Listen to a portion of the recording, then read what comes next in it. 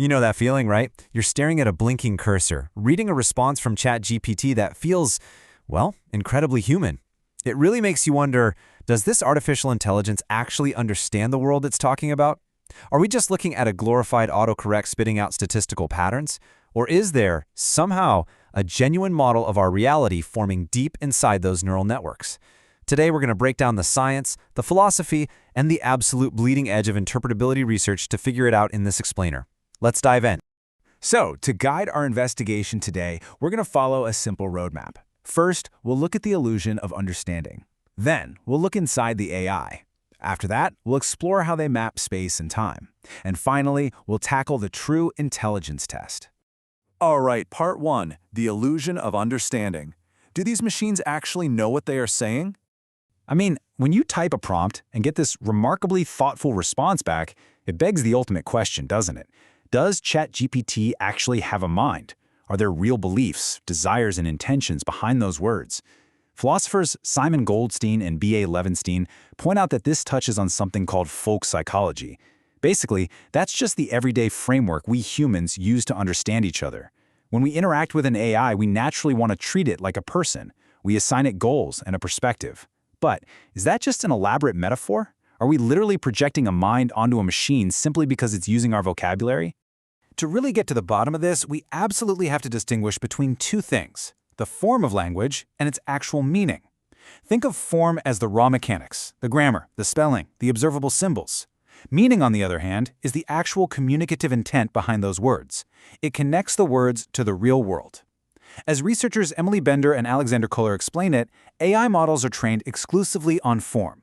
They ingest mountains of text and just learn to mathematically predict the next word. But here's the rub.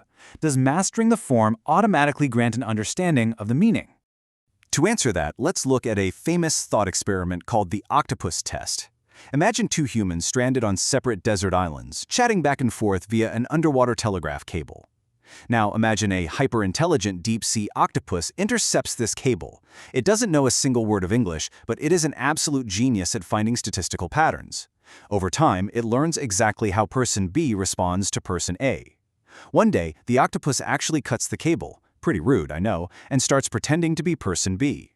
Now, as long as they just talk about the weather, the octopus successfully fools person A. But then an emergency strikes. Person A is being chased by an angry bear and frantically asks how to build a weapon out of sticks.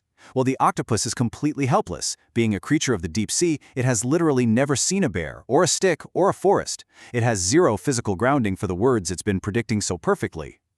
And that brings us to a wildly fascinating conclusion. The AI isn't necessarily making sense. Rather, we are making sense of it. Bender and Collar argue that human children don't learn language just by passively absorbing data patterns. They learn through interacting with the physical world. The octopus only fooled the human because the human desperately wanted to find meaning in those telegraph clicks. The system just produced the form. The human listener did all the heavy lifting and supplied the meaning. Moving right along to part 2, looking inside the AI to search for what's known as the world model. See, interpretability researchers are actively challenging that stochastic parrot theory. The idea that AI is just a giant octopus blindly matching text strings. Instead, they argue that to predict language this accurately, the AI must actually be building an internal world model. Think about it. The most efficient way for a neural network to minimize its prediction errors during training is to genuinely figure out the underlying rules of the data it's seeing. If it's reading about a game, the best way to predict the next move isn't just memorizing past games. It's to internally reconstruct the rules of the board itself. And they actually proved this. Researchers trained an AI called OthelloGPT. Now, they never taught it the rules of Othello, and they never showed it a picture of a board. They only fed it text transcripts of game moves, like F5, D6, C3. Yet when researchers used special probes to peek inside the AI's internal brain, basically, they found it had constructed a highly accurate internal map of the 8x8 board. It knew exactly which squares were black, white, or blank. And they didn't stop there. They performed what's called causal interventions. They literally went in and hand-edited the neural activations to flip a piece on the internal board from black to white. And guess what? Immediately, the AI's predictions for the next legal move changed to perfectly match that new, altered board state. So this proves the AI isn't just parroting text sequences. It's actively building and using an internal representation of the game to reason about its outputs. Okay, part 3, mapping space and time. Because you might be wondering, does this ability to model a simple game board extend to the actual physical dimensions of human reality? Well, in an absolutely staggering discovery, researchers probed the Llama 2 model and found that it had constructed a highly accurate internal map of global geography. And I want to be super clear here. This model was trained exclusively on text. It has no eyes, no GPS, no physical body to walk the Earth. Yet, when researchers extracted its internal representations of different cities and landmarks, the data naturally clustered into the exact shape of the Earth's continents. It's wild. The model learned the spatial relationships between New York, Paris, and Tokyo just by reading about the distances and contexts they appear in within written language. And get this, the exact same phenomenon happened with time. Researchers actually found individual time neurons inside the model. When they mapped out the AI's internal representations of historical figures, artwork release dates, and news headlines, the AI had built a unified, perfectly linear timeline. It didn't just casually associate Abraham Lincoln with words like president or Civil War. No, it assigned him a specific temporal coordinate relative to every single other event in history. This is massive evidence that advanced language models are not just stochastic parrots. They are systems developing real spatial and temporal frameworks to organize their knowledge of our world. Which brings us to part 4, the true intelligence test.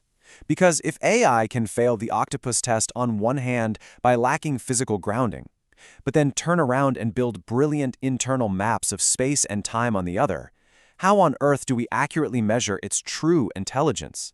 Are we even using the right yardstick? AI researcher Francois Chollet hit the nail on the head here. He argues we really need to stop testing AI on crystallized intelligence and instead focus on its fluid intelligence. So crystallized intelligence is basically just memorization. It's your vocabulary, your cultural knowledge, your ability to recall random facts for a trivia night. Current AI systems are unbelievably good at this because, well, they've ingested the entire internet. But fluid intelligence is totally different. That's the ability to walk into a room, face a completely novel problem you have never seen before, and figure it out on the fly. Chollet argues that if we give an AI unlimited training data on a specific task, we aren't actually measuring the AI's intelligence, we're just measuring the cleverness of the human developers who spoon-fed it the data. So to test this fairly, Chollet created something called the ARC-AGI benchmark. It relies entirely on what he calls core knowledge priors. You can think of these as universal cognitive building blocks, things like object cohesion, basic counting, simple geometry. And notice what is absolutely not on this list: language. By stripping away written English or any specific cultural artifacts, the ARC-AGI test guarantees that an AI cannot cheat by falling back on its massive text database. It finally puts humans and machines on a level playing field. The test forces the AI to look at a few visual examples of a weird novel puzzle, deduce the underlying rule with 0 instructions, and then apply it to a new grid. It purely isolates the capacity to adapt. Ultimately, what this all means is that artificial general intelligence shouldn't be defined by how much it knows, but by whether it can match the learning efficiency of humans when faced with the great unknown. Intelligence is essentially a rate of conversion.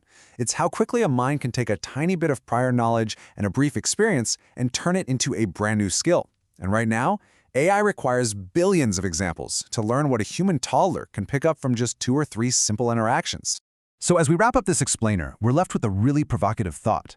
If AI is already out there building hidden maps of our world in the dark, charting out space and time and causal rules just from reading our text, what's going to happen when it finally crosses that threshold of human-like fluid intelligence?